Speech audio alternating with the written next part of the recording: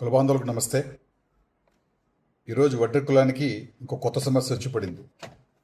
ఆ సమస్య ఏంటి పాడి మీకు అర్థమై ఉంటుంది. ఆ సమస్య ఏమిటంటే ఆంధ్రప్రదేశ్ గవర్నమెంటు సడన్గా అంటే సడన్గా కాదు, ఒక వారం క్రితం అనుకుంటాను జీవో ఇచ్చారు. ఆ జీవోలో ఏం చెప్తున్నారంటే వడ్డెర్లకు మరి కొన్ని కులాలకి, బోయ ఇట్లాంటి కులాలకి, తర్వాత కొన్ని కులాలను కూడా యాడ్ చేశారు.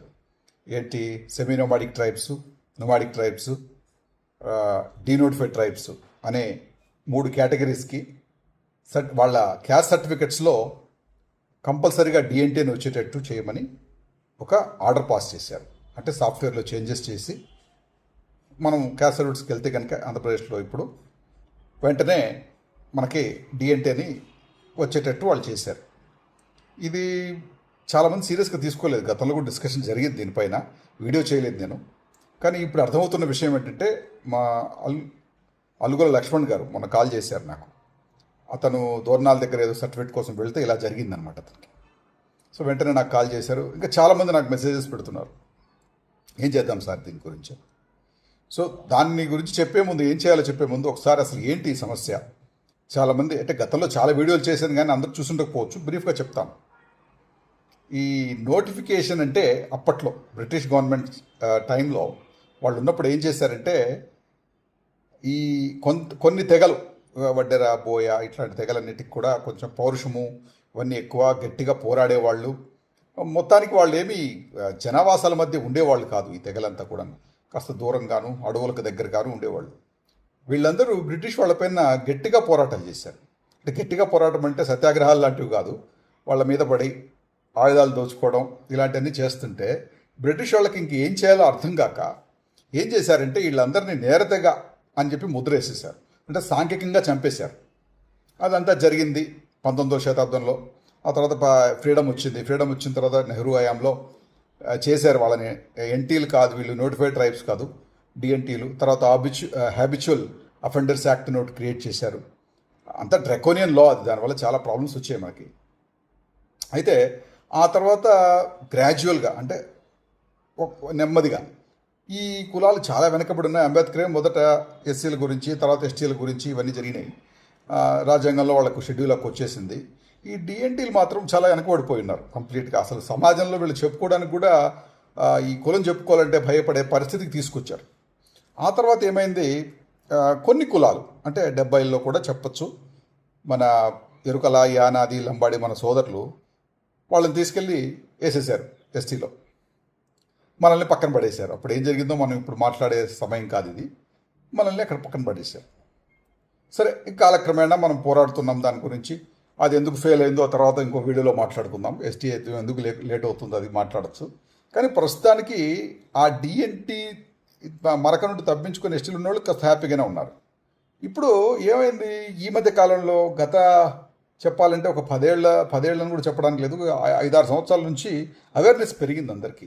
వడ్డెర యువత కూడా తెలుసుకుంటున్నారు ఎందుకు అన్యాయం జరిగింది. 70ల్లో కొంతమంది ఎందుకు ఎస్టీలోకి వెళ్ళారు, కొంతమంది ఎందుకు వెళ్ళలేదు, ఇవన్నీ కూడా తెలుసుకుంటారు వాళ్ళు. కాబట్టి వాళ్ళకి కొంచెం ఇబ్బంది అయిపోయింది. సెంట్రల్ గవర్నమెంట్ కావచ్చు, తర్వాత ఎవరైతే ఇట్లా మనకి ఎస్టీ రావద్దు అనుకుంటున్నారో వాళ్ళందరికీ కాస్త ఇబ్బంది అయిపోయింది. సో వాళ్ళు కొత్తగా ఒక టెక్నిక్ వాడుతున్నారు. ఆ టెక్నిక్ ఏంటంటే డిఎన్టీ కులాలకు సపరేట్గా మేమేదో చేస్తామని.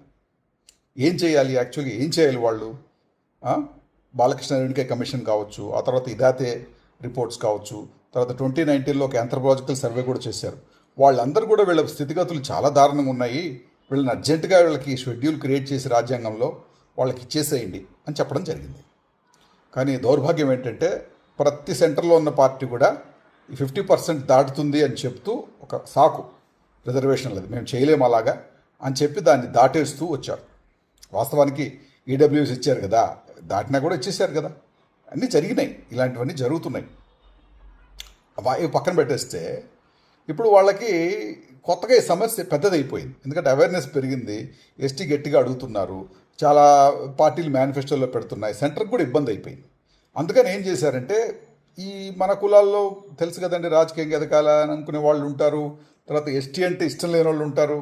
వాళ్ళందరికీ ఒక బెల్లం లాంటి మాట చెప్పారు, మీరు ఎస్సీ ఎస్టీలతో పోరాడాల్సిన అవసరం లేదు, మీకు సపరేట్గా డిఎన్టీ ఇస్తామంటే మీరు చూసే ఉంటారు. తెలంగాణలో 2018 నేను 17 ప్రాంతంలో కులంలోకి వచ్చాను. అప్పుడు తెలంగాణలో చాలా పెద్ద మూమెంట్ చేశారు. వాళ్ళ పేర్లు ఇవన్నీ ఇప్పుడు అవసరం లేదు. డిఎన్టీ అని చెప్పేసి సబ్జెక్ట్ని సబ్జెక్ట్ లాగా మాట్లాడకుండా వక్రీకరించేసి చెప్పడం, ఎస్టీ వద్దని చెప్పడం కూడా చేశారు. అంటే అప్పుడు ఏం జరిగిందంటే ఈదాతే గారు కూడా ఇక్కడ పర్యటనలు చేశారు. వాళ్ళు ఏం చెప్తూ వచ్చారంటే మీకు సపరేట్ ఫండ్ ఏర్పాటు చేస్తాము, ఓకే, సీడ్ అని చెప్పేసి ఏదో పెట్టారు సెంటర్లో. ఆ మధ్య 23 ఆ టైంలో మొత్తం గ్రూపుల్లో కూడా బాగా హవా నడిచింది. సో దాని గురించి డీటెయిల్స్ ఇప్పుడు అవసరం లేదు. అలా కొంచెం ఫండింగ్ ఇస్తాం మీకు అని ఏదో కొన్ని క్రోర్స్ ఏమో శాంక్షన్ చేశారు. కానీ దానికి ప్రాసెస్ చాలా ఆన్లైన్ ప్రాసెస్ అవి పెట్టారు.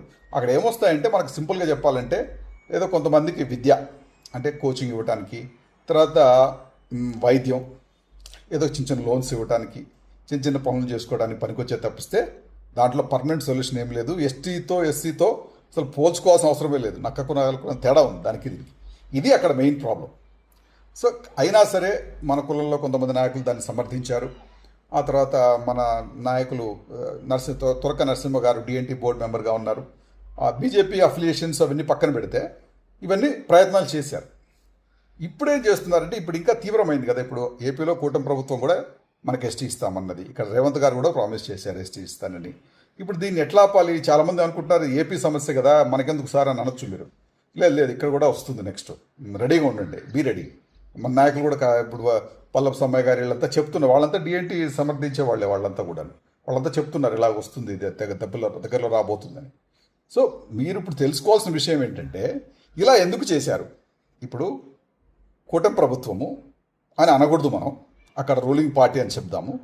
వాళ్ళు సడన్గా ఈ జీవో తీసుకొచ్చి వడ్డర్ల సర్టిఫికెట్స్లో డిఎన్టీ అని ఎందుకు పెట్టాలి అంటే, ఇప్పుడు వీళ్ళని డిఎన్టీ చూడండి, ఇక్కడ దౌర్భాగ్యం ఏంటంటే ఎరుకల సోదరులు, యానా సోదరులు, లంబాడి సోదరులు అందరూ డిఎన్టీలే.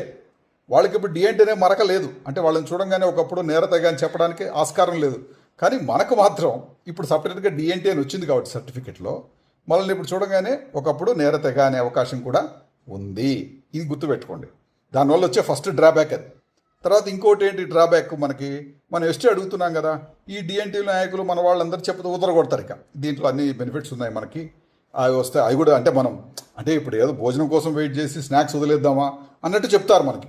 చెప్పినప్పుడు ఏం చేస్తారు, మన వాళ్ళు ఏదో ఇస్తున్నారు కదా, మనకంత నాలెడ్జ్ ఉండదు కదండి దాంట్లో జరుగుతున్నది ఏంటి ఇదంతా కూడాను. పోయి తీసుకుంటే అప్పుడు ఏం చెప్తారు, మీకు సపరేట్గా డిఎన్టీకి ఇవన్నీ చేస్తున్నాం చూడండి, మీరు ఒప్పుకోకపోతే మన నాయకుల చేత ఒప్పిస్తారు. నేననేది ఏంటంటే నా పర్సనల్ ఒపీనియన్, మనకి ఏం కావాలి, రాజ్యాంగంలో షెడ్యూల్ హక్కు ఉన్న ఎస్సీ కానీ ఎస్టీ కానీ కావాలి. టు బి ప్రిసైజ్ ఎస్టీ కావాలి మనకి. మరి ఈ డిఎన్టీ అనేది ఇప్పుడు దానికి కూరలేని పాము అని చెప్పొచ్చు. అంటే ఏం లేదు, ఊరికే ఎవరైనా దాన్ని తనొచ్చు, అట్లా ఉంది దాని పరిస్థితి. ఎస్సీ ఎస్టీ జోలికి ఎవరు పోరు, కూరలు ఉన్న పాములు. ఇంకా రాజ్యాంగ రక్షణ, వాళ్ళకి పొలిటికల్ రిజర్వేషన్ ఇవన్నీ నేను చెప్పక్కర్లేదు, మీకు తెలిసిన విషయాలే. సో అలాంటిది ఎందుకు మనకి ఇప్పుడు తీసుకుంటే మన ఎస్టీ ఉద్యమం డైల్యూట్ చేసుకున్నట్టే కదా మనంతకు మనమే. ఎవరిని అడిగారా? మీరెవరైనా అడిగారా చెప్పండి? కులస్తులు చాలామంది నాకు తెలిసిన వాళ్ళు ఉన్నారు కదా, మాకు డిఎన్టీ కావాలని అడిగారా మీరు ఎవరైనా? మరి ఎందుకు ఇస్తున్నారు? ఇది ఒక కుట్ర. ఈ కుట్రను తిప్పికొట్టాలంటే నాయకుల కోసం వెయిట్ చేస్తే జరగదు. ఇది జాగ్రత్తగా వినండి. నేను డీటెయిల్స్ అన్నీ ఇస్తాను, లెటర్ ఫార్మెట్ ఇస్తాను. మీరందరూ వీలైతే కనుక ప్రభుత్వానికి చెప్పండి, మీ ఎమ్మెల్యేలకు చెప్పండి, మీ కలెక్టర్ ఆఫీసులో చెప్పండి, మండే సోమవారం వెళ్ళి. లేదు మీ వల్ల కాలేదనుకోండి, నేను మ్యాటర్ ఇస్తాను, మీరు అర్జెంటుగా మెయిల్ చేయండి. ఇవాళ ప్రతి ఒక్కరికి ఇంట్లో కనీసం ఒక్క స్మార్ట్ ఫోన్ అని ఉంది, దాంట్లో జీమెయిల్ ఉంది అందరికీ. నేను డీటెయిల్స్ ఇస్తాను, జస్ట్ 1 day టైంలో నేను రెడీ చేస్తాను, ఇవన్నీ కూడాను చేసి మీకు పంపిస్తాను. మీరు బొంబాట్ చేయండి. బొంబాట్ చేయడం అంటే అందరూ చెప్పాలి. గవర్నమెంట్కి అర్థం కావట్లేదు మన సంఖ్య ఏంటి, మన పరిస్థితులు ఏంటి, ఇలాంటి పనులు చేయడం ఏంటి ప్రభుత్వాలు. తెలంగాణకి రాదనుకోకండి, ఇక్కడ ముందే జరిగింది యాక్చువల్గా, కానీ రావడంలో కొంచెం లేట్ అవుతున్నట్టుంది. ఆర్డర్ ఇక్కడ కూడా వస్తుంది. వచ్చిన తర్వాత అప్పుడు ఇంకా మళ్ళీ ఇదే గోల అందరిది. అది వచ్చేలోపే రియాక్ట్ అవ్వండి. మనము మన హక్కుల గురించి తెలుసుకోండి. మనకు కావాల్సింది ఎస్టీ, దాని గురించి పోరాడదాం. కానీ ఇలాంటివన్నీ మనకు తగిలించేసి ఇప్పుడు ఎస్టీ హక్కును పలుచన చేస్తే మనమంతా రియాక్ట్ అవ్వాలి. నాయకుల కోసం వెయిట్ చేయకండి. నాయకుల పనుల్లో వాళ్ళు బిజీగా ఉన్నారు, చూస్తున్నారు కదా మీరు, నేను చెప్పక్కర్లేదు కదా. ఎవరి బాధలు వాళ్ళవి, ఎవరిని తప్పట్టాల్సిన అవసరం లేదు. కానీ శ్రామికులుగా కూడా, సామాన్యులుగా కూడా మనం కూడా ట్రై చేయొచ్చు. ఓకే, ఈ విషయాన్ని మీకు చెప్పడం కోసం నేను మళ్ళీ ఒక వీడియో చేయాల్సి వచ్చింది ఇప్పుడు. దయచేసి పూర్తిగా విని తప్పలేదు ఉంటే క్షమించండి.